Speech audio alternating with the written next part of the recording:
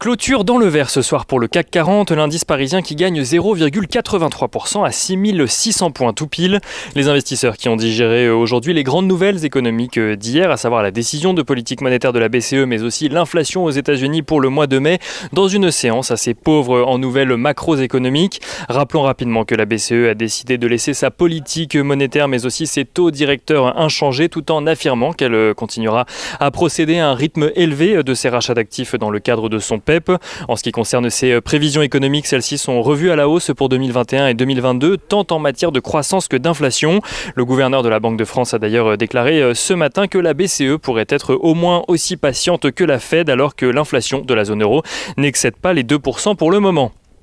Aux États-Unis, l'inflation est ressortie à 5% sur un an au mois de mai de son côté, un niveau plus élevé que les attentes des analystes, mais qui n'a pas réellement eu d'impact sur le rendement obligataire à 10 ans aux États-Unis, qui reculait ce matin jusqu'à 1,44% avant de rebondir ce soir à 1,47%, signe que les investisseurs ont foi dans le discours de la Fed qui anticipe que les poussées inflationnistes ne sont que transitoires. Regardons rapidement d'ailleurs sur le front des rendements obligataires en Europe, l'OAT à 10 ans en France recule lui aux alentours des 0,1%, tandis que le Bund allemand à 10 ans est lui aux alentours de moins 0,27% ce soir à la clôture du marché parisien.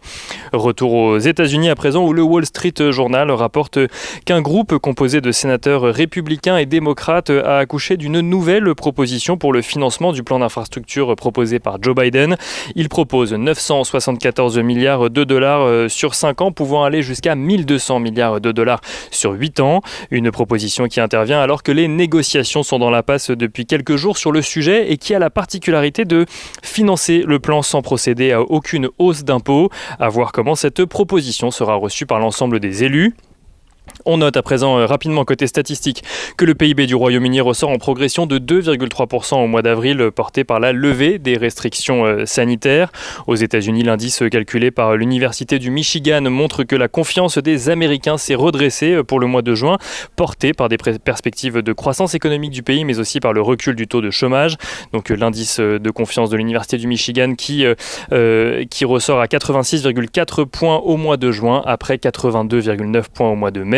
Et du côté des valeurs, à présent qu'il fallait suivre à la bourse de Paris aujourd'hui, on note que Covéa et Score sont parvenus à un accord. Covéa qui renonce à toute offre de rachat du groupe Score, public ou privé, durant 7 ans. Et Covéa qui accepte également de se retirer du capital de Score via un mécanisme permettant à Score de racheter ses propres titres à un prix de 28 € par action.